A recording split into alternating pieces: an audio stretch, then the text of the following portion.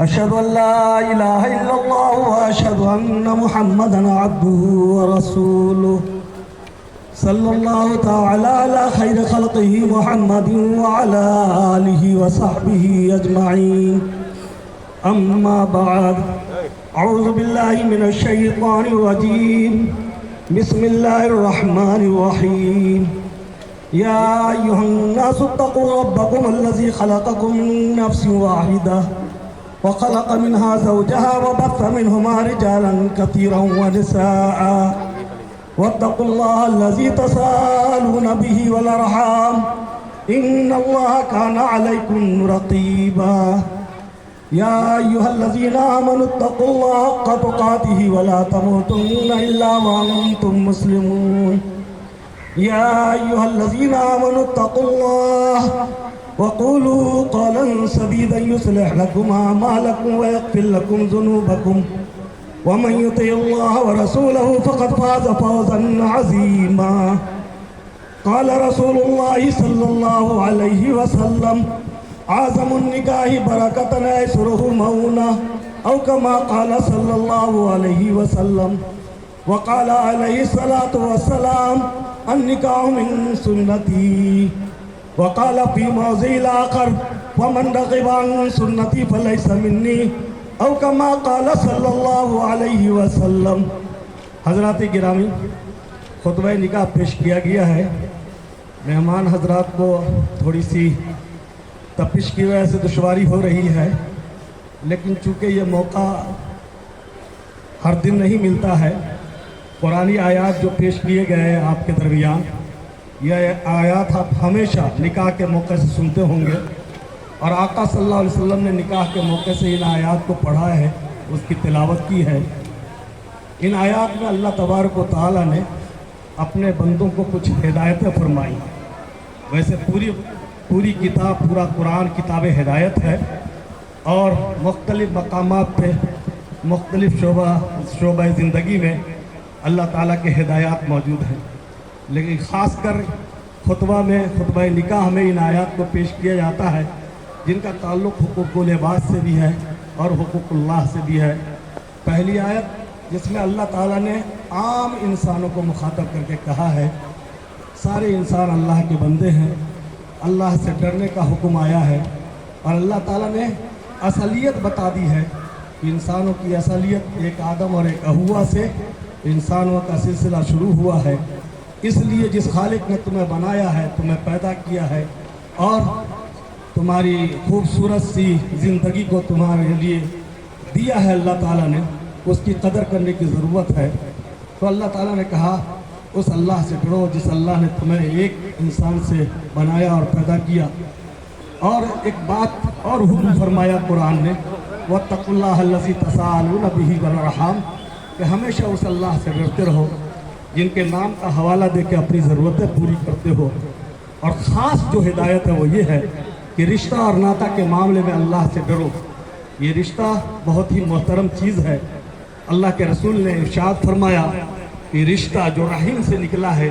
یہ رحم کہتے ہیں بچہ دانی کو، شجنۃ من الرحمن حدیث میں کہا گیا ہے، یہ اللہ کا ایک نام ہے رحمان، اس رحمان سے یہ نکلا ہے رحیم۔ اس رحیم نے اللہ کے حضور میں ایک مطالبہ یہ رکھا کہ پوری دنیا میں جو رشتہ کا احترام کرے اللہ اس کو اپنی رحمت سے جوڑ کے رکھیے، اور جو رشتہ کو توڑے اس کو اپنی رحمت سے توڑ دیجئے۔ اللہ تعالیٰ نے فرمایا من وصلک وصلتہ ومن قطعک قطعتہ، اللہ نے یہ وعدہ فرمایا کہ جاؤ تمہاری یہ ہم مانگ پوری کرتے ہیں، جو شخص رشتہ کا احترام کرے گا، رشتہ کو جوڑے گا اور رشتہ کا خیال رکھے گا، ہم اس کو اپنی رحمت سے جوڑ کے رکھیں گے۔ بڑی بات ہے، اللہ تعالیٰ اپنی رحمت میں جوڑنے کا وعدہ فرما رہے ہیں، اور اللہ تعالیٰ نے یہ بھی اپنے رسول کے ذریعے کہلوایا کہ جو رشتہ کو توڑے گا اللہ تعالیٰ اپنی رحمت سے اس کو توڑ دیں گے۔ انسان کون نہیں زندگی میں سکون چاہتا ہے، برکت چاہتا ہے، رزق کے اندر پھیلاؤ چاہتا ہے۔ حضور نے فرمایا، حضرت انس کی روایت ہے، قال رسول اللہ صلی اللہ علیہ وسلم من احب یبسط له فی رزقہ وینسى له فی عسرہ فلیصل رحمہ، جو آدمی چاہتا ہے کہ اس کے رزق کو بڑھا دیا جائے اور اس کی زندگی میں برکت دی جائے، اس کے آثار قدم کو مٹانے کا مطلب یہ ہے کہ زندگی میں زیادہ سے زیادہ کام کر لے، اچھے کاموں کو کر لے جس سے اس کی آخرت بن جائے، تو وہ ایک کام کرے کہ وہ رشتہ کا خیال رکھے۔ یاد رکھیے رشتہ طے ہوتا ہے آسمان پہ اور جو ظاہر ہوتا ہے زمین کے اوپر۔ رشتوں کی قدر کریں گے ہمارے گھر میں خیر آئے گا، برکت آئے گی۔ کوئی بھی بیٹی والا بیٹی کی پرورش کرتا ہے یہ سوچ کر کے یہ اللہ کی امانت ہے، اور حضور کا فرمان ہے کہ جو شخص 2 بیٹیوں کی پرورش تربیت کرتا ہے، اچھی تعلیم کا انتظام کرتا ہے، مناسب رشتہ ڈھونڈ کے رشتہ کر لیتا ہے، تو اللہ تبارک و تعالیٰ اسے جنت کا پروانہ دیتے ہیں۔ تو پھر حضرت عائشہ نے پوچھا اگر کسی کے پاس 2 ہی لڑکی ہو، کسی کے پاس 1 ہی لڑکی ہو، حضور نے فرمایا اللہ کی رحمت اس سب کے لیے۔ اب جانتے ہیں کہ جب تک بچی اپنے ماں باپ کے گھر ہوتی ہے، گھر کو سنوارتی ہے، بناتی ہے، مزین کرتی ہے، آراستہ کرتی ہے، تو گھر کو ایسا سمجھتی ہے کہ کہیں اس کے ذہن میں نہیں ہوتا کہ اس گھر کو چھوڑ کے جانا ہے، لیکن اللہ کا فیصلہ آتا ہے اور وہ رشتہ ازدواج سے منسلک ہوتی ہے، اپنے ماں باپ کے گھر کو چھوڑ کے جاتی ہے، تو پھر وہ اپنے سسرال کے، اپنے شوہر کے، اپنے شریک حیات کے گھر کو اپنا گھر آخری سانس تک کے لیے مان لیتی ہے۔ اس لیے چوکھٹ پہ جانے کے بعد حضور نے فرمایا کہ دلہا کو یہ ہدایت دی کہ اس کے سر کے بال کو پکڑو، تم اپنے شریک حیات کے سر کے بال کو پکڑو، تمہارے گھر پہ جائے، تمہارے چوکٹ پہ جائے، اور اس کے لیے اور اس کے اندر جو اللہ نے برکت رکھی ہے اس کی دعا کر لو۔ اللہم انی اسألک، اللہم انی اسألک، یہ فرمایا حضور یہ دعا سکھا رہے ہیں کہ اس کے اندر جو برکت ہے، خیر ہے۔ اللہم انی اسألک خیرہا وخیر ما جبلتہا علیہ، جو اس کی طبیعت میں بھلائی ہے وہ دے دیجئے، واعوذ بک من شرہا وشر ما جبلتہا علیہ، جو اگر اس کی طبیعت میں کوئی کمی ہے تو اللہ اس کو چوکھٹ سے باہر ہی لانے دیجئے، خیر مل جاتا ہے۔ اور پھر گھر میں جب محبت ملتی ہے،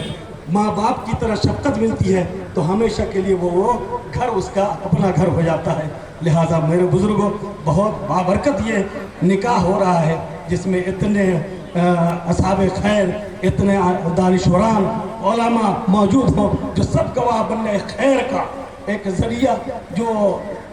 سلسلہ، جو نسل کا سلسلہ جس سے چلے گا۔ تو اللہ تبارک و تعالیٰ سے دعا کرنی چاہیے کہ ہم بھی رشتہ داروں کے قدرداں بنیں، رشتہ کا احترام کریں، اور جو رشتہ ہو گیا اس کو اللہ کا فیصلہ سمجھ کے اس کو پوری زندگی اس کی قدر کریں۔ اللہ تعالیٰ ہم سب کو عمل کی توفیق عطا فرمائے۔